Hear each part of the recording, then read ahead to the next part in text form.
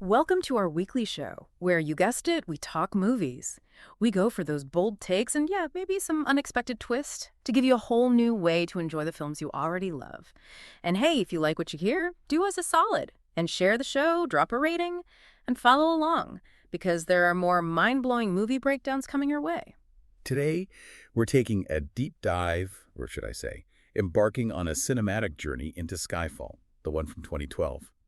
Yeah, we got a ton of great questions and thoughts from you guys, so we dug deep, really immersed ourselves in the details, and we think we've got some pretty interesting angles on a film that clearly has a lot of you thinking. This cinematic journey, think of it as a deep exploration of Skyfall, going beyond just, what happens on the surface. We really want to unpack what makes this film stand out in the whole Bond universe. We'll be looking at its story, obviously, but also how the critics saw it, the excitement it generated among fans, some really fascinating behind-the-scenes stuff, and how it continues to impact pop culture. It's your shortcut to really getting Skyfall. So, Skyfall. It hit theaters in 2012, and it was a big deal, right? It was the 50th anniversary of Bond on the big screen. It almost felt like the movie itself was asking us, the audience, does James Bond still matter in the world we live in now? And everything we've looked at suggests that question really shaped the entire film. That's a great way to put it. It's using that anniversary not just as a celebration or a milestone, but as a launching pad for a deeper theme. Makes you think about the character himself, about MI6, even about the whole spy genre in a world that's changed so much. And it really grabs you from the start. That opening in Istanbul, Bond appears to die, so different from those typical Bond openings where he's all suave and has a gadget for everything. This one's gritty, almost too real, and then he falls into the water. It's a deliberate choice, symbolic for sure. What message do you think they're sending right off the bat? Absolutely a deliberate choice. And yeah, you have to see that apparent death as a metaphor, right? Yeah. Maybe it's the end of a certain kind of Bond or the death of the old school spy in a way. Then MI6 gets hit right at its headquarters. It's like someone saying they're vulnerable, not as untouchable as they once were. Exactly. And then boom, Bond's back. Looking a little worse for wear, I'd say. He has to go through this whole requalification process, almost like proving himself all over again to MI6, and maybe even more so to himself. That really feeds into this idea of relevance, of being able to keep up in a changing world, doesn't it? What stood out to you about that part of Bond's journey? It really emphasizes his broken state. I mean, both physically and mentally, right? He's been out of the game, maybe even thinking about his own mortality. Yeah. That requalification, it's his way back, a test of whether those skills and instincts, the things that make him Bond, can still hold up. And then we meet Raul Silva. Javier Bardem, man, he just steals the show. What I find so fascinating, and you probably felt this too, is that he's not just another bad guy trying to take over the world. He has this incredibly personal grudge against M.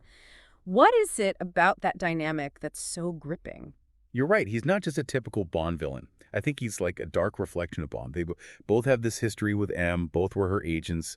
Silva sees it as being cast aside. Bond, even with his inner turmoil, still has a sense of loyalty to M. But Silva's all about revenge. It's like they took different paths from the same starting point. It really highlights the film's exploration of loyalty and the way our choices can have these lasting consequences. And then the climax. It all goes down at Skyfall, Bond's old family home. It's in the middle of nowhere, a far cry from your typical Bond villain lair, right? That change in setting must have been deliberate. What was the point of that, do you think? It's a deliberate shift away from those usual Bond locales. Skyfall, it's stark, isolated. It forces Bond to rely on simpler tactics, more basic even. Turns the climax into this raw, visceral showdown, almost like a Western. And you have Kincade there, Albert Finney just nailing the role. He embodies that old guard, facing off against a modern threat. It's about going back to the basics, in a way.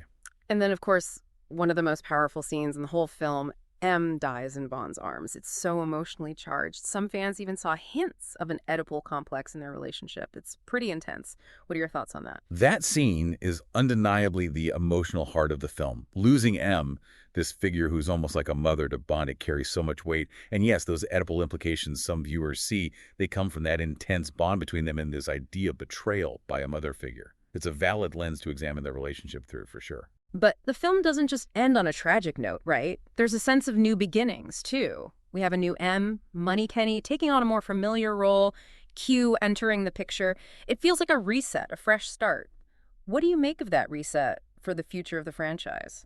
That's a really insightful observation. The ending gives us closure on those major themes, the things that run through the whole film, but it's also setting the stage for what's next.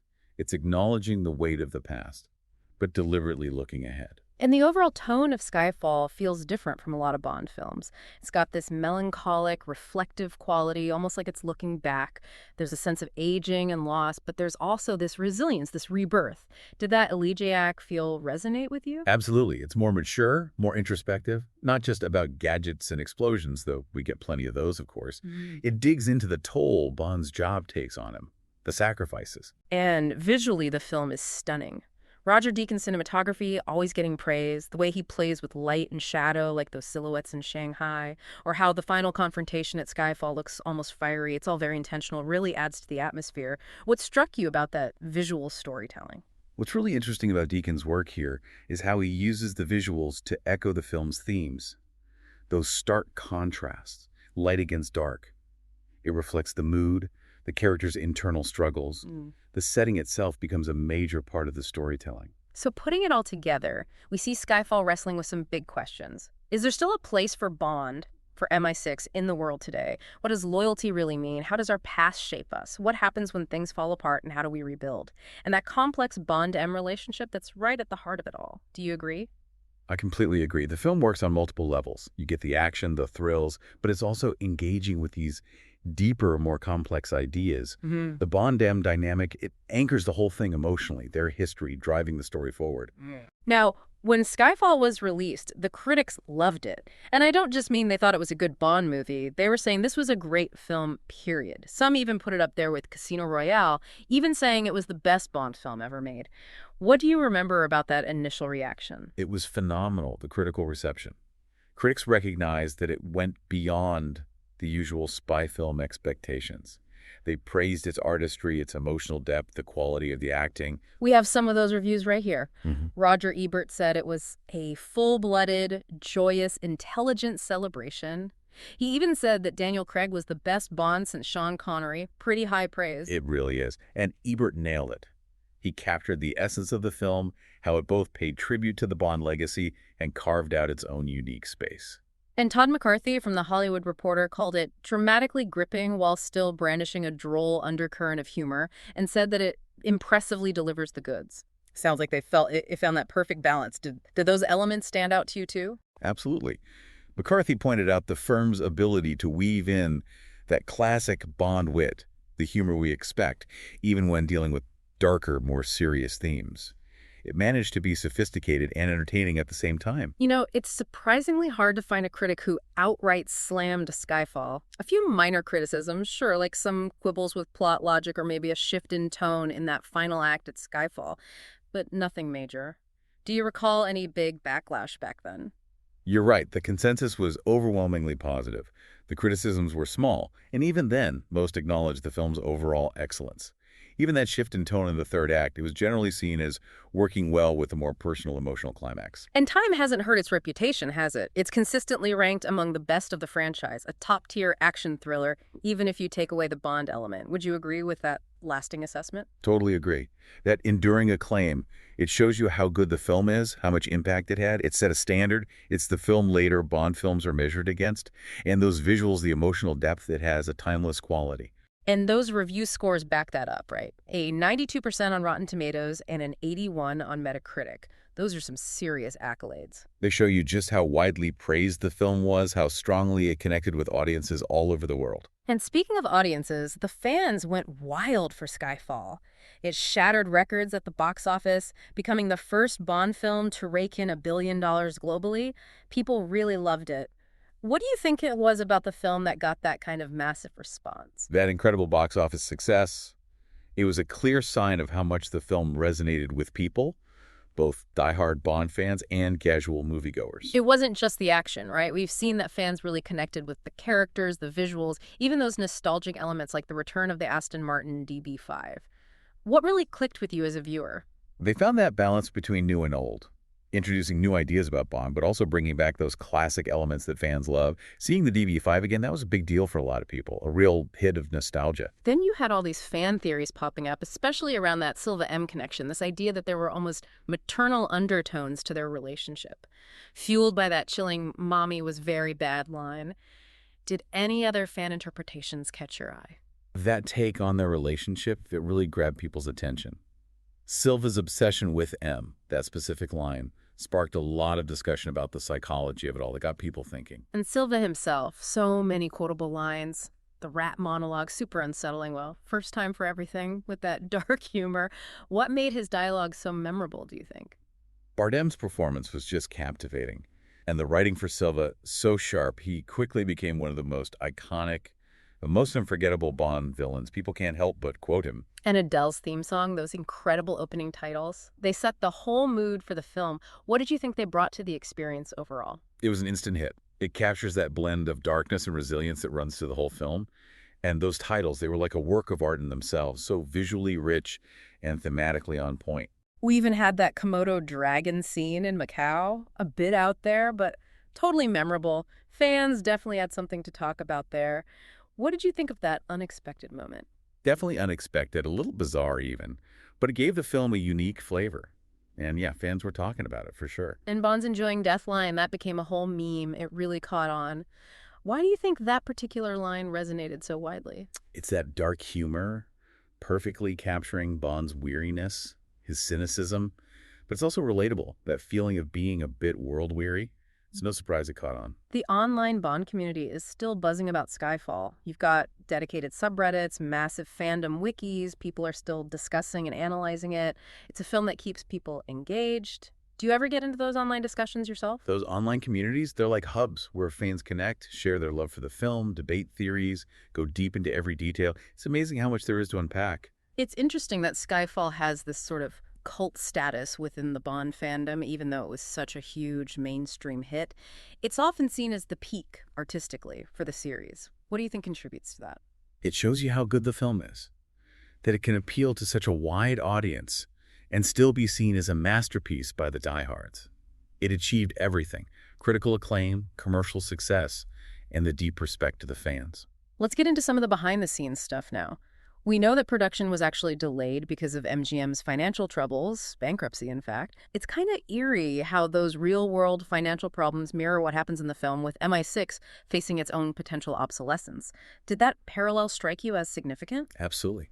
The studio was going through its own struggles, mirroring the themes of vulnerability and potential decline that you see in the film itself. It's a fascinating, almost uncanny parallel. And Skyfall was a big technological leap for the franchise. It was the first Bond film to be shot digitally, with Roger Deakins using the ARRI Alexa camera. He was apparently planning to shoot on film, but the Alexa's capabilities, especially in low light, won him over. That probably explains those beautiful, moody visuals we talked about. Were you aware of that change at the time? Deakins' decision to go digital, it was key to the film's look. It gave him more flexibility, more control over capturing those atmospheric, almost painterly scenes. When M recites that Tennyson poem, Ulysses, during that hearing, it's not just a random literary reference, right? It seems like the themes of the poem really connect to both her character and what Bond is going through at that point. Did that particular poem stand out to you in the context of the film? Totally. The themes of aging, of duty, of continuing on even when faced with huge challenges, it all lines up perfectly with both M and Bond's struggles. And it's cool that Javier Bardem was involved in creating Silva's look. He suggested the bleached blonde hair, the prosthetic to suggest that suicide attempt, the scars it left. Shows you how committed he was to the role, right? Absolutely. Bardem wanted to create a villain who was both visually striking and psychologically complex. Those details add a lot to our understanding of Silva's damaged mind. That scene in the London Underground at Charing Cross, I heard they actually shot a lot of it on a disused platform, even though they used CGI to amp up the danger and scale. What do you think that mix of practical and digital effects added to that sequence? It's that blend of real and enhanced that makes it so effective. They had the grounded physical setting, but then they used CGI to make it truly spectacular and dangerous. It felt real and incredibly exciting at the same time. And Skyfall Lodge, Bond's family home, it wasn't a real location, right? It was a set built specifically for the film and then destroyed in that final act. That's dedication to the visuals. What does that tell you about the filmmaker's ambition for Skyfall? Building a set that detailed, knowing it was going to be destroyed, it shows you how much they cared about telling the story visually, about making it impactful no matter the cost. Back then, there were rumors flying around about Sean Connery making a cameo as Kincade. It didn't happen, obviously, and Albert Finney was fantastic, but imagine Connery showing up, especially with the film's focus on Bond's past.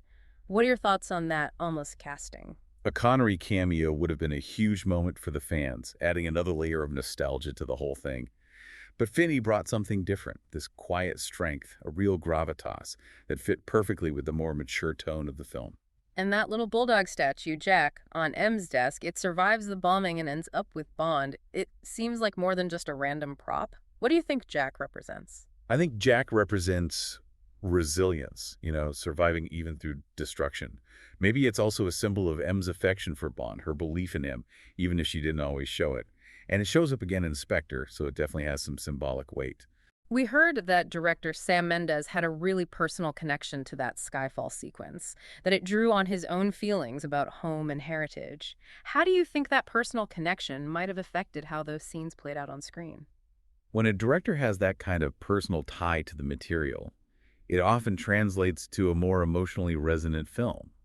I'm sure it influenced how those scenes were shot, how they feel, adding to that sense of place and the importance of going back to one's roots.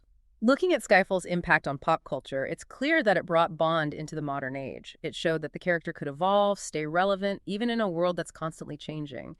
What do you think were the key factors in that revitalization?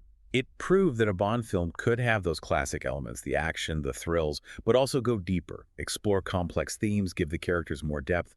And it resonated with audiences, showing that there was still a place for Bond in the modern world. And those visuals, that style Roger Deakins created, they really set a new standard for action films. Have you seen any specific examples of its influence in later films, maybe certain visuals or techniques that echo what Deakins did in Skyfall? Absolutely. The way he uses light and shadow, his framing, it all became very influential. You can see it in a lot of action films that came after Skyfall, trying to capture that same sophisticated look. Hitting that billion-dollar mark at the box office, that cemented the power of the Bond franchise globally. What kind of impact do you think that financial success had on the future of the series? That was a huge statement. It showed the world how popular and culturally significant Bond still was. It guaranteed that the franchise would continue, that it had the power to be a major force for years to come. And Silva, he's become one of the most iconic Bond villains. What is it about him, about Bardem's performance, that makes him stand out? He's theatrical. He has this deep personal connection to both Bond and M, and Bardem's performance, so chilling and nuanced. All of that comes together to make him a truly memorable villain, one of the best in the entire Bond series. And Adele's theme, it's instantly recognizable, won a bunch of awards. It's a true classic among Bond themes. What makes it so successful, so enduring, do you think? It just works on every level. It captures the emotions of the film, that mix of darkness and resilience, and it resonated with people all over the world. It's a perfect Bond song. It feels like Skyfall, with its more grounded, complex take on Bond, might have influenced other action films to take a similar approach, to show their heroes as more vulnerable, more human. Have you noticed any trends in that direction? I think you're right. Skyfall showed that you can have a big action film with a hero who's also flawed, who's dealing with inner demons. Yeah. And you see that in other films that have come out since, more focus on the psychology of the hero, their emotional journey. You can even see echoes of its visuals, its villain archetype in other films. Any specific examples that come to mind? Definitely. The way it looks, the sophisticated, psychologically driven villain, you can see those elements popping up in other action films. Skyfall's influence is undeniable. What's really amazing is how relevant Skyfall still feels today. The themes it explores, aging institutions, tradition versus modernity, loyalty, heroism, these are things we're still grappling with. And its focus on character, those amazing visuals, they give it a timeless quality. Do you agree? Totally. It's a smart film, dealing with timeless human themes. And on a purely cinematic level, it's so well made. That's why it continues to resonate with people. So as we wrap up this cinematic journey into Skyfall, we want to hear from you, our listener. What stood out to you? Did the deep dive into Bond's past make you think about the film in a new way? And where does Silva rank on your list of all-time great Bond villains? We hope this exploration gave you a fresh perspective on this important film in the Bond canon. If you want to keep exploring Skyfall, we've got you covered. Check out the show notes for links to reviews, fan communities, even a video essay breaking down the film's narrative structure. Keep the exploration going. And what movie should we tackle next? Hit us up with your suggestions. Thanks for tuning in to our weekly film deep dive. If you enjoyed it, share it around, leave a rating, and follow for more. Until our next cinematic adventure, keep those reels turning.